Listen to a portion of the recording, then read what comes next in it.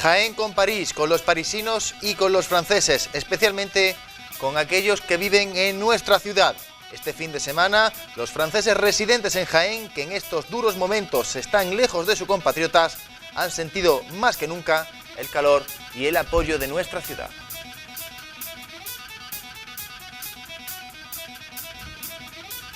¿Qué tal, señores? Bienvenidos. Como no podía ser de otra manera, en Hoy Jaén nos vamos a centrar muy especialmente en esos momentos, en esas imágenes de apoyo y de repulsa, por otra parte, que se han vivido durante estos días en nuestra ciudad. Comenzamos.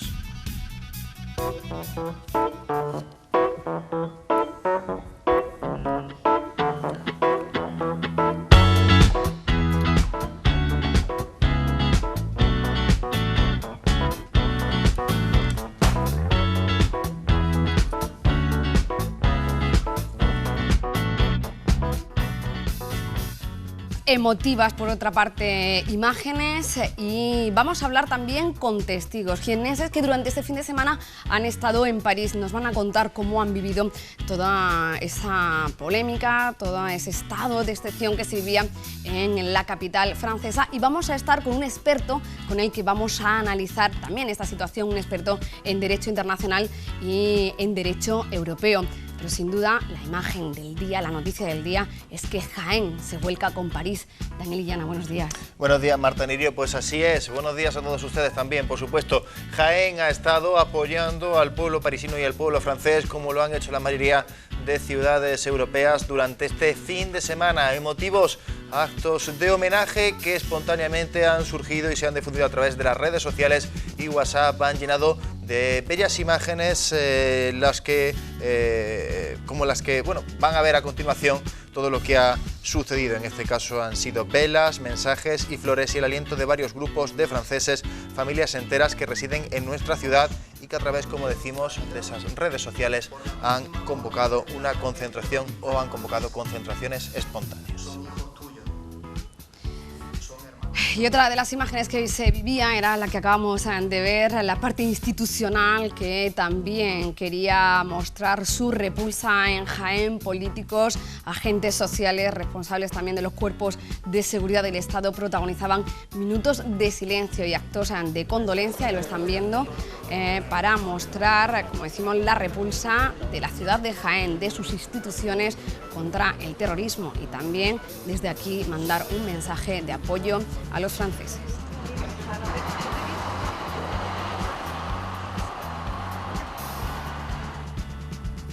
Por cierto, que las banderas de los edificios públicos de la ciudad han ondeado a medias durante todo el fin de semana, pero como veían en esas imágenes anteriormente, las muestras de condolencia, las muestras de dolor con el pueblo parisino se han sucedido durante todo el fin de semana. Estas son las imágenes que corresponden a esa concentración espontánea que se realizaba el pasado sábado, pero anteriormente hemos podido ver imágenes de los minutos de silencio que han sido protagonistas durante todo el fin de semana. Por ejemplo, en acontecimientos como el acto que el Colegio de Gestores Administrativos de Jaén, Granada y Almería realizaba en el Parador de Santa Catalina. También lo han visto anteriormente en el pregón de Santa Catalina que se impartía este sábado en el Teatro de Arimelia. Hubo un minuto de silencio en homenaje y recuerdo a las víctimas. Como no podía ser de otra manera, el mundo del deporte se sumó también a las muestras de condolencia. En la práctica totalidad de los partidos disputados se guardaron minutos de silencio, como lo podrían ver también en un partido del Entac al Jaén, e incluso también hubo un emotivo minuto de silencio al inicio de la carrera por la no violencia de género, en el que el recuerdo a las víctimas de los atentados de París se mezcló con el homenaje a todas las mujeres fallecidas a manos de sus parejas o exparejas.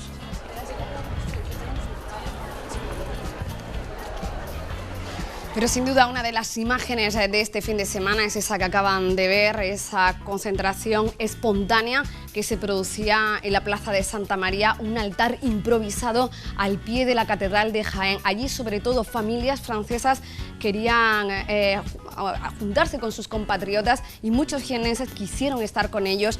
Se vieron en muchas ocasiones abrazos, lágrimas y muestras de condolencia. Incluso pudimos ver una letra P hecha con velas en la misma plaza de Santa María. Una imagen que quedará para el recuerdo y que era tan solo la primera de las muestras que los jienenses han querido tener durante este fin de semana para apoyar al pueblo francés.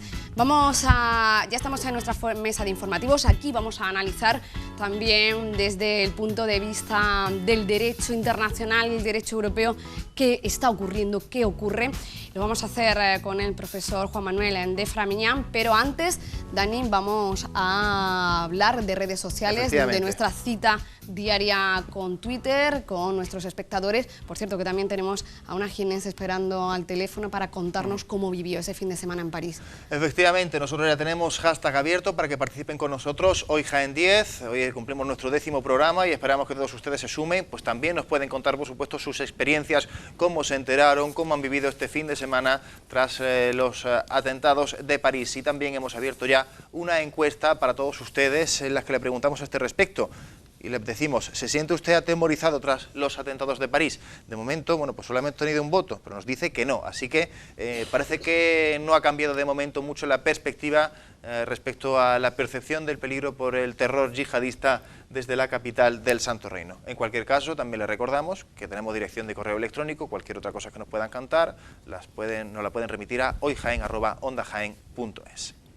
Y ya si les parece, vamos a hablar con Cristina de la Morena. Ella pasaba estos días en París, acompañada de parte de su familia, estaba con su padre y en el momento del ataque estaba en un restaurante de la capital parisina cenando y nos va a contar cómo fue el relato de esa noche y de todo el fin de semana. Ya está en Madrid, quería estar con nosotros, Dani, pero retraso de los vuelos, explicable y obvio, le ha impedido estar con nosotros, pero sí la tenemos al teléfono. Cristina, buenos días.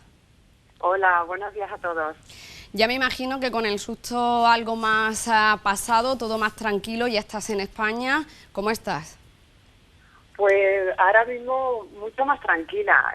Date cuenta que pues, no estás en un país en el que obviamente no es el tuyo, que ya yo creo que a día de hoy, ahora mismo, todos nos sentimos también parte de ellos después de lo ocurrido.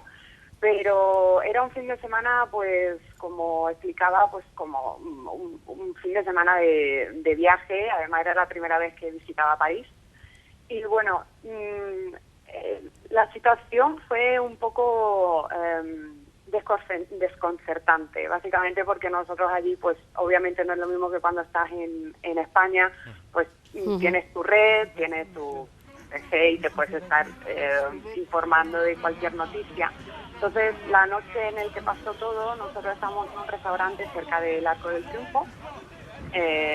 Y bueno, la situación dentro de lo que era la sala del restaurante era normal, lo que nosotros vemos como normal, ¿no? Porque estaba todo el mundo pues con el móvil, pues podría estar mandando un mensaje, podría estar mandando cualquier cosa.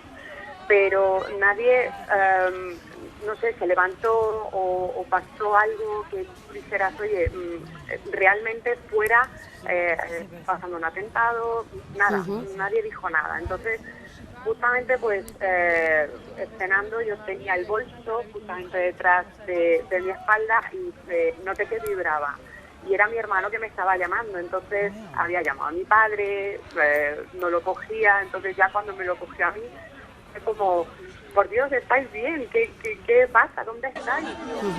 Pues en París, ¿dónde vamos a estar? Cristina, tu hermano que estaba en España, que ya tenía noticia de lo que había ocurrido, y lo primero que hizo fue llamaros. Vosotros no sabíais hasta ese momento nada. La primera noticia llegó de aquí.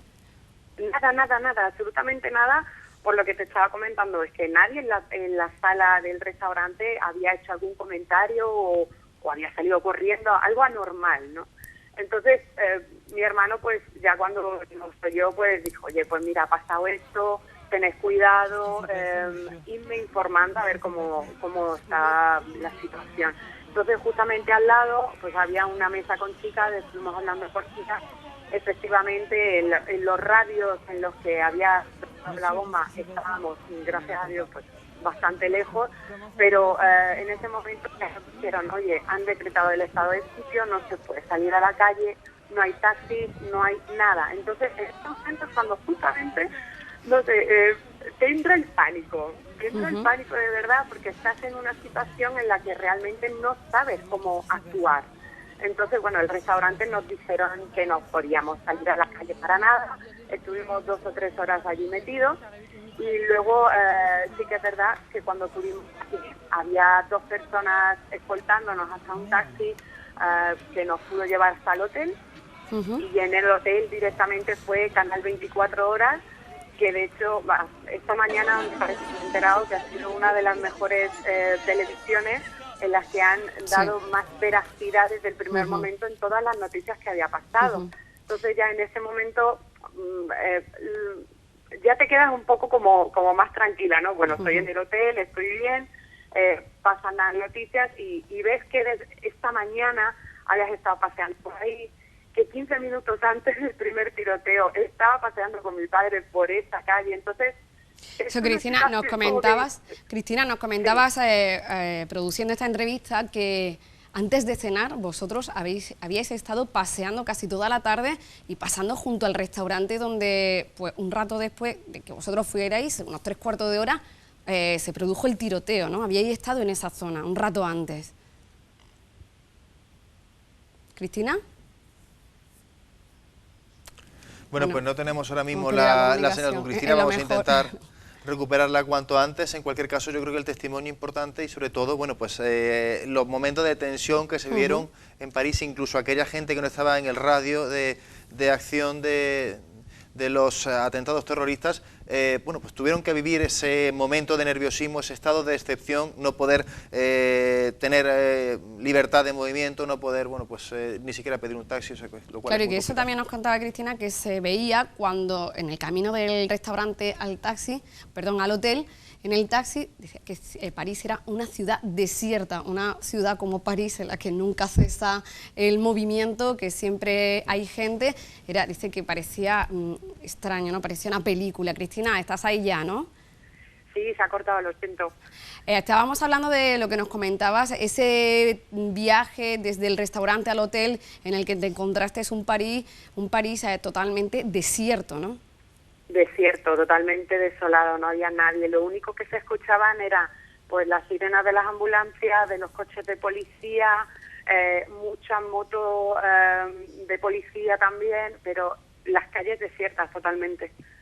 Cristina, buenos días y sobre todo muchas gracias por contarnos tu testimonio, porque sabemos que son momentos complicados, pero a mí me gustaría preguntarte, porque hemos hablado con otra gente que ha estado allí, otros jienenses que están en Francia. Ellos son residentes habituales y han vivido, bueno, pues toda esta situación con mucha dificultad. Me imagino que más dificultad aún si uno no domina el idioma, si uno, bueno, pues a ese desconcierto que se vive en el ambiente suma además, bueno, pues el hecho de estar envuelto en algo que no llega a entender muy bien, ni siquiera desde el punto de vista idiomático, ¿no? Así es, así es. Lo único que pasa es que yo creo que el lenguaje humano, sea del país que sea, como se han visto en las noticias, gente que ha abierto sus casas para que la gente que estaba en la calle pudiera entrar y pudiera estar resguardada, yo creo que ese lenguaje humano da igual en el país en el que esté, porque nos entendemos todos. En ese tipo de situaciones no creo que el tema idiomático tenga relevancia. Sí que es verdad que te tienes que entender, obviamente, ¿no? Pero esos gestos por parte de la gente francesa, de la gente parisina, incluso hasta árabes, porque lo hemos visto también en las noticias, abrían sus casas para que la gente pudiera entrar. Eso es, vamos, lo más humano que hay. Como decimos, ya te encuentras en Madrid, viajabas anoche desde París. ¿Cómo ha sido esa vuelta? ¿Cómo te has encontrado todo ese trámite en el aeropuerto? ¿Cómo estaban los aeropuertos en París? Bien, en la noche del atentado sí sé que personas que viajaban de madrugada sí que tuvieron muchos problemas para poder entrar, o sea, para poder pasar todo lo que son los controles de aeropuerto. Nosotros ayer, cuando lo cogimos, estaba todo bastante más tranquilo. Sí que es verdad que había mucha seguridad por todos lados y bueno, pues, los controles a nivel normal.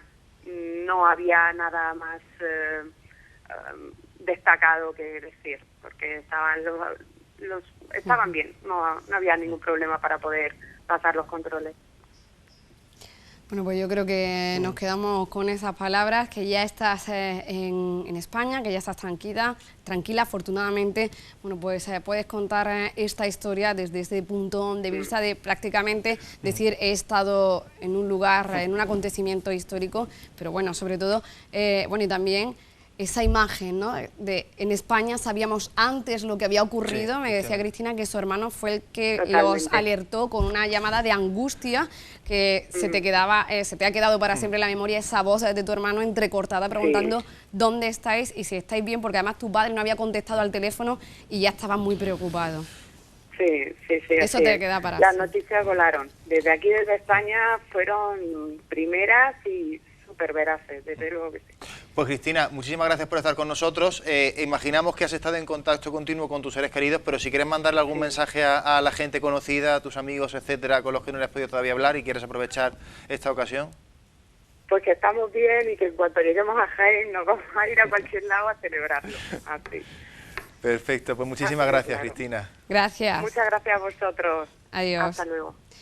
Bueno, pues yo creo que uno de los testimonios, ¿no? que más vale el de las personas, ¿no? que vivieron de una manera u otra todo lo que ocurría en París. Y ahora, lo decíamos al inicio, vamos a analizarlo desde otro punto de vista, desde el de un experto en Derecho Internacional, como es el profesor Juan Manuel de Framiñán, catedrático en Derecho Internacional Público y Relaciones Internacionales de la Universidad de Jaén. Muy buenos días, profesor. Muy buenas, encantado de estar aquí. Ayer cuando le llamábamos para invitarle a estar hoy con nosotros, no hacía falta decirle prácticamente de qué íbamos a hablar, ¿no? Porque, bueno, pues usted es experto en la materia, sabía que íbamos a contar casi con su saber. ¿Qué está ocurriendo? ¿Qué pasa para que en Europa estemos viviendo estos momentos, como en París, como en Francia, sobre todo, está siendo el ojo del huracán? Ya hemos visto también, no sé si se esperaba tan rápido la respuesta de Francia, que ha sido contundente, ya están bombardeando Siria. En Francia se esperaba y de hecho los servicios de inteligencia franceses estaban preparando todo un operativo muy importante porque el 31 de noviembre al 15 de diciembre se va a celebrar justamente la cumbre de París sobre el tema del medio ambiente y por tanto, curiosamente, toda la atención estaba puesta en los preparativos de seguridad para esta cumbre, que evidentemente va a ser muy importante, va a reunir a todos los jefes de Estado y de Gobierno, y sin embargo, pues no se previó, porque eso suele ocurrir también en este tipo de cuestiones, no se previó el atentado brutal que con 7 terroristas se perpetró el viernes en París. Y además Viernes Negro, que podríamos llamar en París. Pero es que además esto ya estaba planificado, según nos hemos enterado en estos últimos días, porque las informaciones han corrido y la investigación se ha realizado además muy certeramente, que el centro de operaciones estaba en Bruselas, en Bélgica, concretamente además en un barrio pobre y apartado, donde hay un gran número que ya se sabe, de yihadistas y que en definitiva se calculaba que esto puede ser el centro operativo. Incluso el terrorista, el último terrorista que no se autoinmoló en el atentado del viernes, se encontraba en la frontera de Francia a Bélgica, le detienen en la frontera y concretamente le piden documentación. Obviamente no estaba, si no lo hubieran detenido, no estaba fichado como yihadista peligroso, sino simplemente era un musulmán más y le dejan pasar. O sea que se les escapa de las manos. Luego, cuando a través del dedo de uno de los yihadistas que se autoinmola se puede obtener el ADN, se observa por el dedo que ese ADN es también el de la familia de este individuo, que probablemente se calcula que hay 2 hermanos que se han autoexplosionado en París y este se ha escapado. Juan Manuel, hay una cosa cierta, que es que nosotros estamos intentando poner en el contexto de lo sucedido en el semanario satírico Charlie Hebdo, lo que ha sucedido ahora en París, pero quizá el contexto más inmediato sea los atentados de Beirut del pasado jueves y lo que pasaba hace apenas 10 días. Cada vez hay más certeza de que posiblemente el avión ruso que se estrellaba en la península del Sinaí fuera volado precisamente por el Estado Islámico. Estamos viendo un repunte muy intenso de la violencia en diferentes ámbitos, sobre todo bueno, pues en Siria, donde no cesa de hace ya mucho tiempo este tipo de acciones, pero también intentando, en la medida de lo posible, por decirlo de alguna manera, globalizar el conflicto, ¿no? Sí, muy buena pregunta. Es por ahí por donde va el tema. Esto no es un caso aislado, sería absurdo analizarlo de esta manera. Calculamos que es a partir del 2000, 2001, cuando hay toda una corriente que se escapa de Al-Qaeda, del modelo de Al-Qaeda, y pretende armar el califato, el llamado ISIS, para los españoles ISIS es como se dice a nivel internacional, o Daesh, este llamado supuesto Estado Islámico. Es decir, que de alguna manera el modelo de Al-Qaeda, que ya lo vimos en Torres Gemelas, en fin, que es a través de Bin Laden y todo el proceso que hemos ido siguiendo, pues ha generado una rama mucho más virulenta, mucho mejor organizada, mucho más diabólica, porque de hecho ya no solamente son los atentados, sino los juicios sumarios que se realizan, las decapitaciones, todo este tipo de cuestiones que vamos viendo, es una manera como de asustar a Occidente. Por eso es muy buena la entrevista, la encuesta que estáis haciendo. No debemos tener miedo, porque justamente eso es lo que se pretende. Lo que hay que hacer es estar firmes, no distraerse y tener elementos tanto legales y por supuesto militares para poder combatir, porque aquí habría justamente sobre la imagen del Daesh, del Estado Islámico, hay un supuesto Estado, luego hay una responsabilidad internacional en ese sentido y se puede combatir a ese supuesto Estado. El problema no está en esto, sino que este supuesto Estado no usa lo que podríamos llamar fuerzas militares habituales, en las cuales pues tendríamos un combate, una guerra normal, en el sentido normal, una guerra clásica, entre fuerzas militares de un Estado contra fuerzas militares de otro Estado. Lo que hace el Daesh es que utiliza terroristas. Entonces aquí, desde el punto de vista legal, tenemos que aplicar dos regímenes distintos, es decir, aplicarles a estos terroristas que están utilizando lo que técnicamente se llama guerra asimétrica, es decir, que las fuerzas y los cuerpos de seguridad de un Estado, en este caso Francia, pero por supuesto también España, tendrían que reaccionar frente a una guerra asimétrica, frente a unos combatientes que no son tales, sino que son terroristas, y aplicarles, evidentemente, en ese caso, la legislación antiterrorista. Y por otro lado, lo que ha ocurrido esta mañana. Esta mañana Francia, con apoyo de los Estados Unidos, han tirado en centros muy importantes del este de Siria 20 bombas sobre lugares donde hay depósito de armas y campos de entrenamiento, como reacción, digamos, a lo ocurrido en París. En fin, eso es un poco el planteamiento en base a su pregunta, que creo que es muy oportuna. Lo sorprendente de todo esto es que, y perdóname Marta, pero claro, ahora ya da pie a la siguiente pregunta, entendemos que con los millones de dólares que a nivel mundial se invierten en servicios de inteligencia en todos los países, tienen que saber dónde se entrenan, dónde se forman, dónde tienen sus armas esta gente. ¿Por qué hay que esperar hasta que sucede un atentado así para que se tomen cartas en el asunto? Sí, es lamentable, pero se lo digo claramente, Cameron quiere intervenir y la Cámara de los Comunes no le da permiso para intervenir en Siria. Con eso ya tenemos un elemento claro. Y así muchos gobiernos del mundo, donde juegan a una doble moral, a una doble base, y en definitiva estamos ante un Estado terrorista. Pero como tal, habrá que aplicar, obviamente, medidas contra un Estado, desde el punto de vista internacional, y organizarnos. Putin lo está haciendo, pero tampoco se entiende mucho, porque aquí hay un problema que habría que estudiar más a fondo. ¿Cómo se estructura en Siria el Daesh? El Daesh en realidad genera o viene como consecuencia de una guerra civil entre musulmanes. Son chiitas y sunitas los que se están peleando, y por tanto ya no solamente de alguna manera los cruzados, como ellos llaman a Occidente, son sus enemigos, también sus enemigos los chiitas, es decir, que hay una guerra interna y esa guerra interna es virulenta en una gran medida y por tanto también hay que entender ese contexto para saber de qué forma se ataca. ¿Por qué? Porque de alguna manera Estados Unidos ha criticado a Putin, Obama ha criticado a Putin, porque Putin de alguna forma se entiende que está apoyando al régimen sirio de Sadat y que de alguna forma al apoyar a este régimen está combatiendo, apoyando a este régimen a los grupos rebeldes. Pero estos grupos rebeldes son los que han alimentado justamente el Estado Islámico. Y además de todo ello, no olvidemos que en su momento los servicios de inteligencia americanos fomentaron este grupo para luchar contra el gobierno de Siria.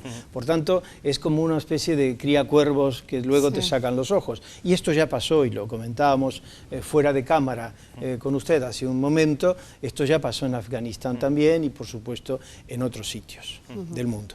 Viendo lo que comentaba de esta guerra asimétrica, estamos hablando de un Estado terrorista, ¿se puede decir, ya lo decía el presidente Hollande, Francia está en guerra, también sería fruto, ¿no?, de la situación tensa en la que se vivía, ya se está bombardeando también, bueno, pues Alemania ha mostrado todo su total apoyo, se irá viendo con los días.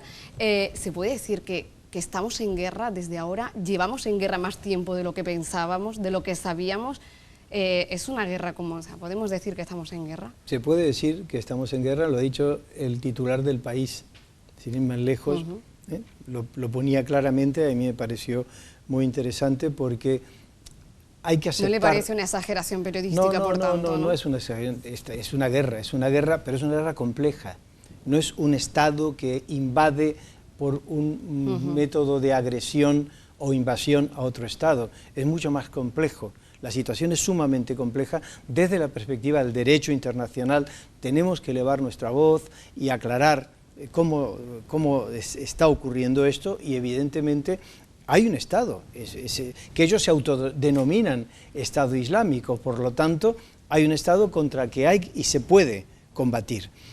In situ, allí mismo, para evitar justamente que en estos campos de entrenamiento se preparen europeos que han sido de alguna manera convencidos y han asumido la religión de una manera exagerada y extremista, son preparados en estos campos de entrenamiento y luego regresan a Europa para convertirse en células durmientes hasta el momento en el que se les pide una actuación, que fue justamente cómo se ha organizado el atentado de Charlie Hebdo, al que hacíamos referencia hace un momento, y cómo se ha organizado este atentado que está perfectamente arbitrado, perfectamente montado. Es un atentado muy bien planificado y el resultado es la cantidad de muertos a la que ha dado lugar. Y además tiene pinta de ser una operación cara. ¿Cómo se financia todo esto? Porque eso es una de las claves quizá, porque se está viendo que hay mucha... y corríjame si me equivoco, se ha salido en los últimos tiempos mucha legislación para evitar el blanqueo de capitales, pero esta gente se mueve mucho en el mercado negro. ¿Cómo se puede prevenir todo eso? Se mueve de dos maneras. Nosotros hemos visto la destrucción de grandes centros arqueológicos, pero esto solamente es una destrucción emblemática, lamentable, terrible, para quienes amamos la cultura.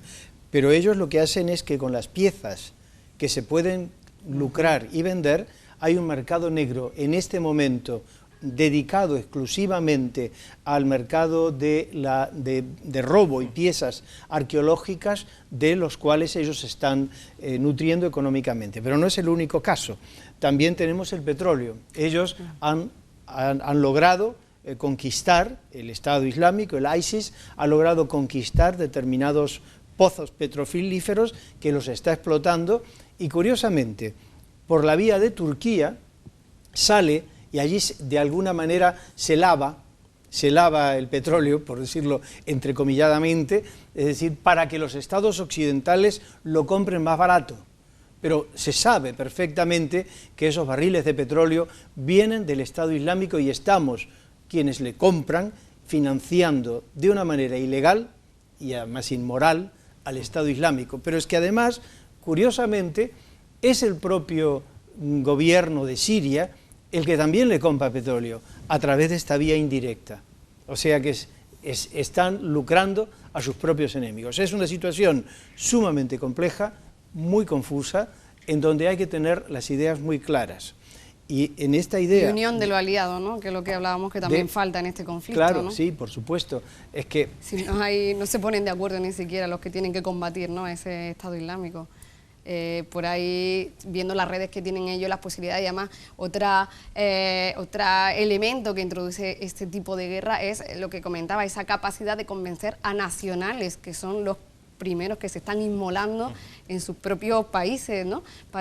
Son los protagonistas, son los que están ejecutando estos atentados. Ese es otro elemento que es difícil también combatir, ¿no? Ha dado una clave de carácter sociológico que se está estudiando. ¿Por qué?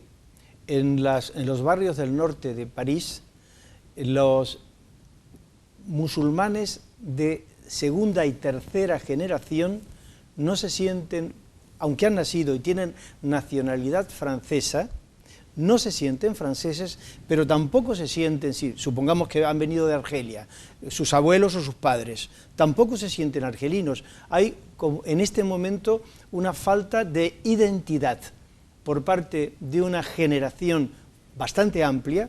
Hay muchísimos en esa situación, donde no se sienten ni integrados en Francia, ni integrados en sus orígenes básicos de donde vinieron sus abuelos o sus padres. Es un caldo de cultivo perfecto. Claro. Y el ISIS, el Estado Islámico, lo que hace es que aprovecha esa situación.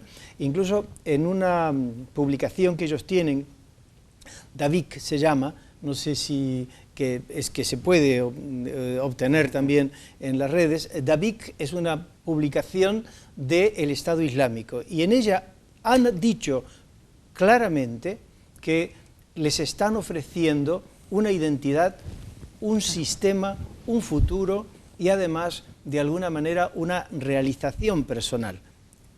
A tal punto que en esa línea son capaces de autoinmolarse. Es decir, que en gran medida todos estos elementos están deteriorando enormemente la convivencia, ya en Francia, por supuesto, pero en todo el mundo. Y sí, para terminar, quiero decir algo importante. No todos los musulmanes son yihadistas. También tenemos, porque, claro, ante estas circunstancias siempre hay una reacción sentimental natural. Entonces hay que saber diferenciar los que son terroristas de los que son simplemente religiosos. Juan Manuel, muy brevemente me gustaría, para terminar, plantearle una pregunta, porque en España ha habido durante los últimos meses muchas operaciones, se ha encarcelado a casi un centenar de yihadistas o presuntos yihadistas en nuestro estado. Evidentemente usted no es director del CNI, ni pretendemos que lo sea, pero sabemos que sí que está bien informado. ¿Se están dando los pasos correctos a través de la prevención de ese tipo de atentados en España? Sí, se están dando los pasos correctos, se está trabajando bien y tenemos grandes especialistas. En el Instituto Elcano, por ejemplo, uno de los grandes especialistas es Fernando Reinares, que realmente está haciendo una labor de clarificación sumamente importante, porque marca de alguna forma esta idea de hacia dónde vamos, qué está ocurriendo y por qué está ocurriendo. Porque siempre hay que buscar las raíces de los fenómenos para poder combatir etiológicamente el mal. Pues profesor, muchísimas gracias por estar con nosotros, por aclararnos, analizar toda esta situación. Es un tema muy complejo al que se nos escapan muchas cosas y muchas veces es complicado saber qué está ocurriendo más allá de nuestra frontera. Gracias por estar con nosotros. Ha sido un placer, como siempre. Y nosotros vamos a hacer un pequeño alto en el camino, pero antes vamos a conocer la previsión. Tenemos, Marta, eso sí, deberíamos de recuperar quizás los testimonios de las personas naturales de Francia que estuvieron con nosotros. La otra parte, ¿no? Efectivamente, la otra parte, la gente que ha vivido en Jaén la tragedia francesa. Nosotros tuvimos... Bueno, efectivamente, ya que hemos estado hablando del nivel de seguridad, vamos a escuchar primero al subdelegado del Gobierno en Jaén, es decir, al responsable de los cuerpos y fuerzas de seguridad del Estado aquí en nuestra provincia, hablándonos de ese nivel de alerta que, a pesar de que se habló de que podía pasar a nivel 5, el nivel máximo, aún permanece en nivel 4. Fuerza y Cuerpo de Seguridad del Estado están desde hace ya unos meses en nivel 4. Ayer mismo se estuvo evaluando por parte del Ministro y la Presidencia del Gobierno la posibilidad de pasar a nivel 5, pero creemos que de momento la cuestión está controlada dentro de lo que se puede controlar una situación de este tipo, ¿no? Así que tranquilidad y también pedirle a la ciudadanía colaboración, que cualquier cosa rara que vean en su barrio, en su entorno, en su situación habitual, que inmediatamente nos la comuniquen, que puede eso suponer el que algún atentado que pueda haber pues se pueda cortar de raíz.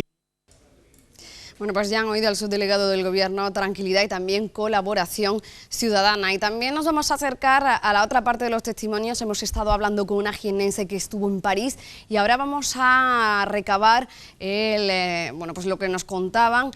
Todo lo contrario, los franceses que viven en Jaén y que han vivido sin duda este fin de semana de una manera muy intensa, pegados al teléfono, a la televisión. Así es como nos contaban lo que sentían.